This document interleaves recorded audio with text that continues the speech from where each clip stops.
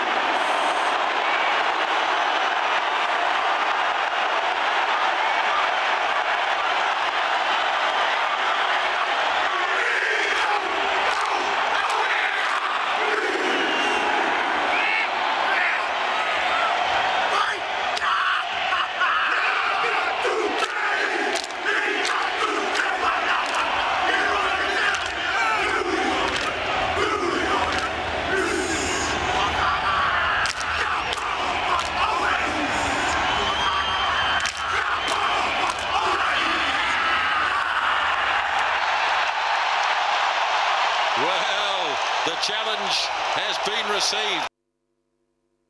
That's woke everybody up after lunch. That was the New Zealand All Blacks ahead of the 2011 World Cup final against France, which you all know they won. That's a picture of the All Blacks in 2015, which again shows world champions. And success is temporary, class is permanent. So what is the secret that the All Blacks leadership team talk about success and talk about success becoming continual success? Because I think the reason a lot of you here at Soccerex is because the club you're associated with, you would like to replicate some of the All Blacks. So what's the single phrase that the All Blacks use? It's actually talking about better people making better athletes. And if you're thinking, so what about the football example? Go and have a read of Dash Reboot, which is the story of how the German national team went from the lowest of the low to become the World Cup winners. And let's remember, they beat Brazil 7-1 in Brazil in the semi-final of that tournament. So better people make better athletes. And actually, what does that mean? I know you're in Manchester. I'm only showing you a picture of a pie, not because that's our staple diet, But if you actually look at some of the success in the business world, and you look at an organisation called General Electric, run by a guy called Jack Welch, he created a new mnemonic of pi, which I brought into my sporting world. And actually, when you start talking to the likes of James Kerr, who created Legacy for New Zealand, or you start to talk to Joachim Low, this absolutely resonates with them. Because players are obsessed by performance, and clubs are obsessed by players' performance. But that actually isn't about being the best human being you can be. Because ultimately, to have a better person and get a better athlete, the question I have is, what's the image? And if you have been around Manchester over this weekend, we've had a very high-profile footballer across the front pages of every newspaper. And the really sad thing is that those stories were nothing to do with performance, despite the fact that player is the leading goal scorer for his club, the leading goal scorer for his country. So, what is the image? And if I've got any commercial directors in the audience today, you surely would want your player to have a better image for your club, for your partners, for your sponsors. Because ultimately, you would want the image of your players and your club to be the best you can be. That's what the New Zealanders pride themselves on. That's what the Germans pride themselves on. So image is one thing. Then the final thing is exposure to decision makers and influencers. So a lot of players spend their time on the P. We believe that actually to spend time on the I and the E would be better for the club, and longer term, better for the player. Because the three things I can guarantee for any player, and I notice I've got one or two in the audience today, is that you're going to pay tax, you're going to die, and I don't care how good your sports scientist is at your club, your career is going to end. And your career outside of sport will be twice as long as your career in sport. And we want to start people on the journey that when their sporting career ends, actually the transition into my world as a commercial businessman actually is as seamless as possible. So that's me, and there's some of the roles I do both in sport and business. And the two that are interesting particularly around helping people transition are the bottom two.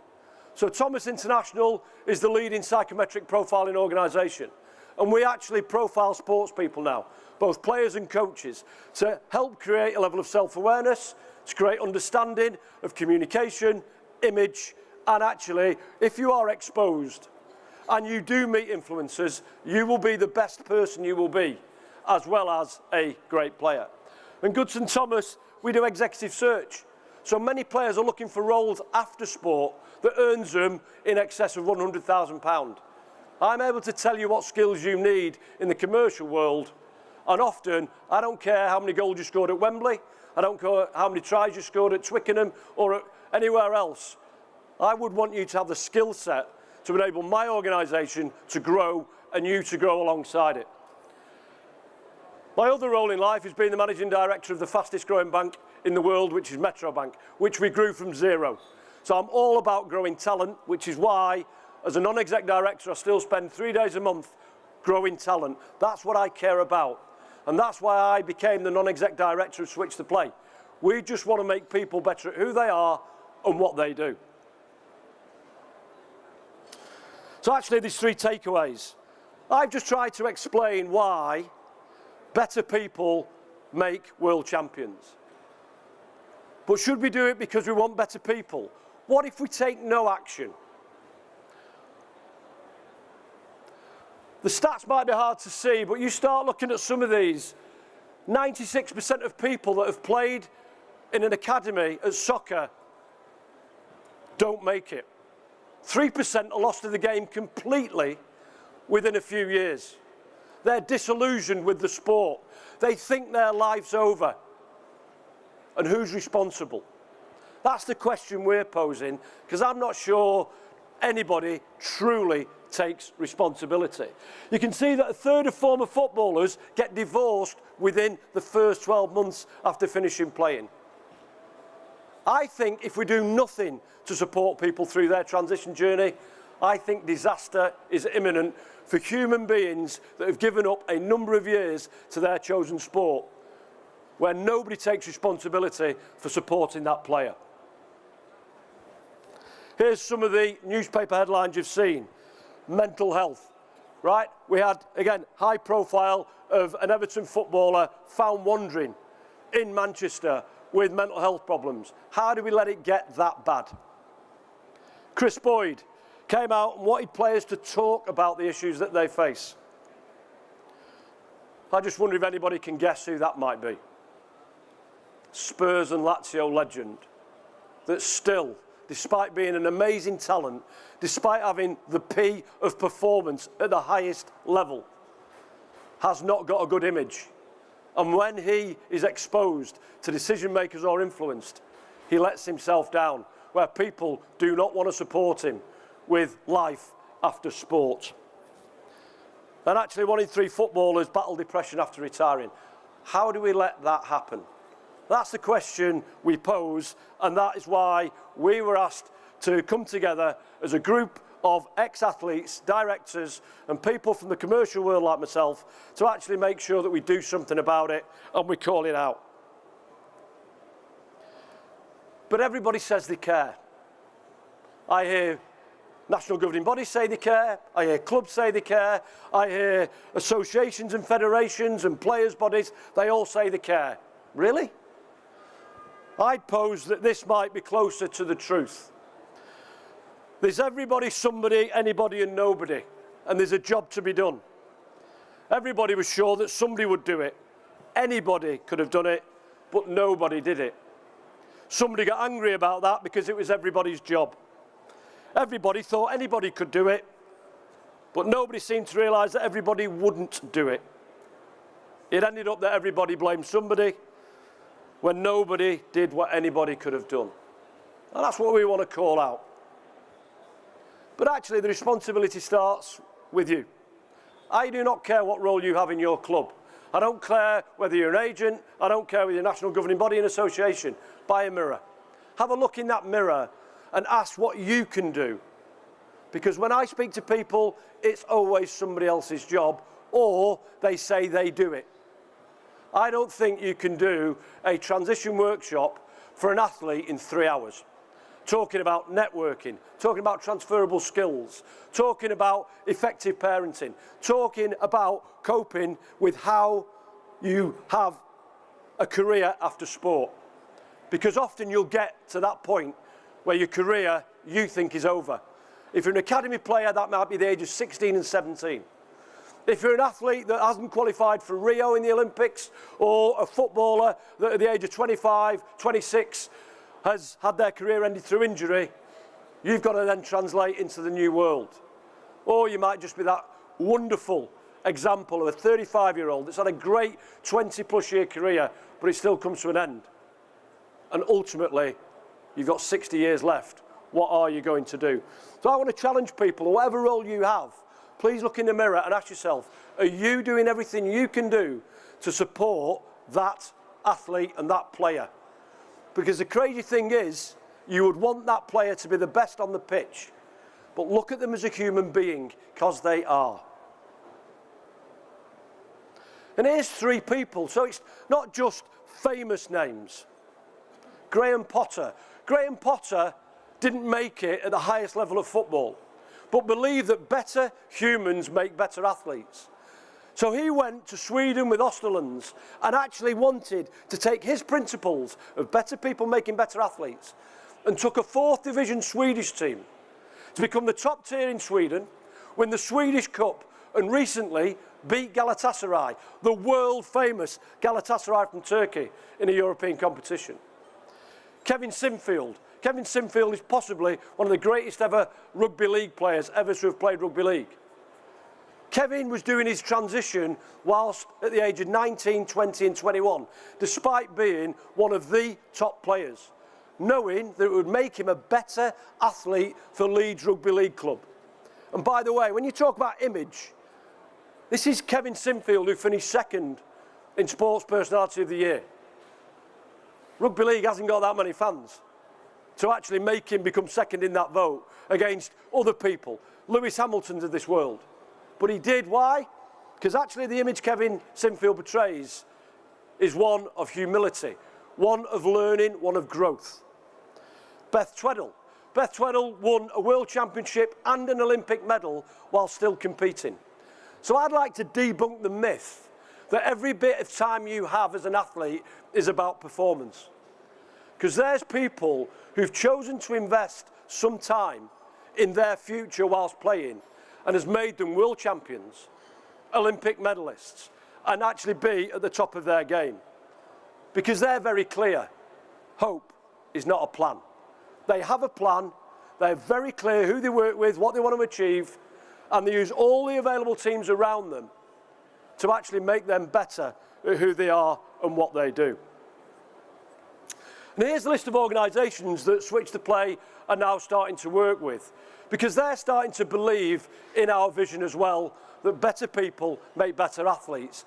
And we have a duty of care, and those of you involved in UK sport will be aware that Tanni Gray-Thompson, Dame Tanni Gray-Thompson, is talking about the duty of care for athletes. So these are the organisations that are now starting to realise that they, as a holistic organisation, can make more money, have better success on and off the field by working with players and taking player care seriously. And it's not just about on the field. So therefore, who is responsible? And again, I'd ask you to really go and look in a mirror and ask everybody from your club or your association or any organisation you're involved with to ask some real searching questions about players and their future. And I'm going to hand over now to an athlete who's going to explain the 90-10 principle. Somebody who's played at the very highest level, that is living proof that actually applying some of your time for your future while still playing at the highest level is going to benefit you. Leon Lloyd, thank you.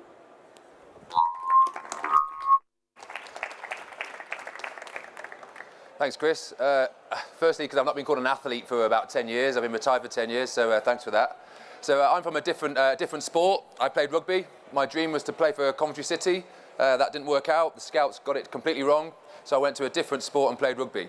I realised, not coming from a rugby background, that I was very lucky to play professional sport. To get paid to do something that I love doing, get paid well, and all the spoils that come with it, I felt very fortunate. And it wasn't until I had my first ever injury at the age of 20, I think it was, my first knee operation, one of many, that I thought to myself, if I don't recover from this injury, what's next for me? I'm going to have to join the real world and get a proper job. So I started looking at my own, I didn't think of it as transition at the time, but I thought I need to upskill myself. What can I do differently? I read the stats around that we saw a bit earlier on, the divorces and the bankruptcies and everything else. I read those and I thought, I need to prepare for that. So I went and shadowed during the off-season, much to my teammates' disgust really. During the off-season, when they were off in Ibiza or Marbella, wherever they were, I went and shadowed our club CEO. So I worked with him for a couple of days. Then I went and spent a day in the ticket office. Then I went and spent a day in the accounts department, and I learned how a club ran from those incidents. I realised, yes, as a player, we were a part of the big organisation, but I also realised that if I didn't do my job on the pitch, or our team didn't, then that had an impact on the ticket sales, because I was answering the phones to disgruntled supporters telling me how bad the team played, and I'm on the other end of the phone hearing it. I realised that has a knock-on effect for the commercial teams selling the hospitality. But until I'd had that exposure to that world, I didn't really understand it. It was all about me. If someone asked me to do something, unless it made me a better player, I wasn't interested. My aim was to play as best as I could for my club and play for my country. So you see at the bottom there, I'm very fortunate enough to play for a relatively successful side. When we were there, we won many trophies, and we were in that space the whole time. But many of my peers who achieved far more than I did, won World Cups and become British Lions, didn't really think about their career. What I realised when my career happened was, when my career injury happened, career-ending injury, was that I planned for the bits which were very visible, so the financial side, but I failed to plan for the team bit. I'd been told for 15 years where to be, what to do, what to wear, what to eat. I could tell you on a Thursday at 2 p.m. in 3 weeks' time where I needed to be, what I was wearing and everything else, because that's the structure that I had in my life. Get to 30, retire after another knee operation, and then all of a sudden I can choose where I have to be and I don't really know what I'm doing. Now that may sound a bit weird, but that's the structure that you're used to, and as soon as you take that away, it's quite difficult. So I went and I wrote a book about it. So that book before was not about me and my journey. It's more about what would I tell a younger version of myself. So I went and did some research on it, and not just on rugby, but did lots of other sports. Now, some of you may be familiar with this. This is the Kubler-Ross change curve, designed in the 1960s, which is not sport-specific. It's designed to deal with grief or significant change in your life. Now, I was introduced to it by Chris when he was talking about how he used it in Metrobank, and I realised that those 7 stages, although when Chris was talking about it in a different dynamic, related to me as well in my sports career, I went through each of those. Now, we haven't got time to go through all of them now. We've got it on our board on our stand here, and I can go through it later on. But just to quickly go through, these are the 7 stages that I went through. The anxiety of being told my contract was not being renewed or had a career-ending injury. Thinking the denial piece, thinking that I can fix money, I'm going to get a second opinion, a third opinion, a fourth opinion, then realise the dream is probably over. And this is the part that Chris talked about before, the valley of despair, we call it, where you're getting that bottom piece and you're trying desperately hard to get out, but you can't because you don't really know where you're going, you've got no direction. So I apologise for going through this quickly. But what we try and do at Switch to Play is, and from the research that we've got and the people I've interviewed is, regardless of what ball you play with, what kit you wear, if you're in the pool, on a pitch, on a court, you'll go through that. Because it's very, very difficult, if not impossible, to recreate the feeling that you get running out in front of 50,000 people every week. 100,000 people at Twickenham. It's very difficult to recreate that. And some of the people I spoke to said how they chase that adrenaline, 50 grand on red. That's how some people chase that adrenaline they get that they miss from their rugby and some of their football, and that's how you see some of the issues that we have, we read about in the media. So, part of the solution, what do we do? How can we help that? We do a number of different masterclass sessions, which again I'm not going to go through now, but some of the things that have been designed by athletes, by players, that they said people who have gone through the system already and had different variants of successes, we designed these solutions for them. And I'll give you a couple of examples now. So the brand of you. You as a brand, you realise that what you do reflects you individually, but also the club that you represent. Now, not many players will stay at the same club throughout their whole career, but the brand is still them. So that travels with them. So it's important that you protect that brand. And the commercial people in the room will understand how important that person is when they've got their brand, what they do when they're outside of the club, when they're not wearing their kit, it still reflects them. Maximising your network. How many people, how many players, part of your job to go out and meet people, you've got to go and meet the sponsors, you've got to go and do a community piece. How many players actually want to go and do that? I can tell you now, none. Because it gets in the way of them being a football player. If it didn't help them become a better player, score more goals, save goals, and me personally, if it wasn't to make me a better player, I had no interest in it. So until someone explained to me that going to meet these people, maximise my network, the people that I'm actually meeting might be my potential boss, partner, a potential sponsor of the club, so that everybody wins, then I realised there was a win-win-win situation. We create this by, from a player's perspective. We've got a platform called Switched On, and it's called Switched On, and I suppose it's been referred to by our members as the LinkedIn for athletes. It's called Switched On because at some point in your career, you're going to have to switch on to understanding you need another job. There is life after sport. 90% of athletes across all sports, NFL, NBA, football, regardless of the money, are going to have to get a normal job. So at some point, you're going to have to switch on. Now, that may come from a parent, a coach, an injury, an agent, whoever, but it has to happen. And what we enable them to do is create a visible CV.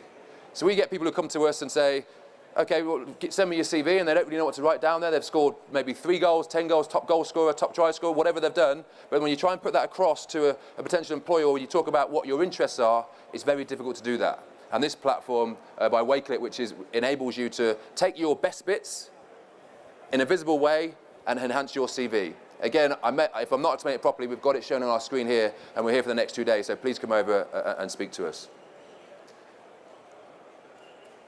So Chris mentioned the 90-10 principle. Now, what does that mean? I spent a lot of time working on my my off-field stuff, but what that means is we want the athlete to spend 10% of their downtime. Not 10% of their time thinking about personal development, 10% of their downtime. And you get a lot of time as a professional athlete, and you think you're busy, but a lot of that time, either on computers or doing whatever you're doing, but just 10%, a small piece, will come back and pay dividends in the future. So that's our 90-10 principle. And we don't think it's too difficult to do. And there's so many ways that they can do that themselves. So on that point, I'll pass back over to Chris. Again, I apologise, I'm speaking too quickly. Cheers, Leon. Thank you. Well done. And I talk about the 90-10 principle in my role, in the commercial role, because I talk about how people can spend 10% of their time on the I and the E, developing their future. Leon's too modest, but let me tell you, he finished playing 10 years ago.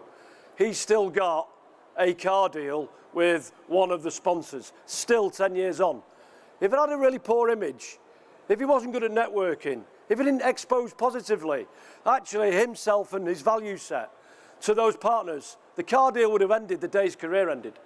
That's the thing I believe agent, national governing body, federation, club can do to actually support players both on and off the field.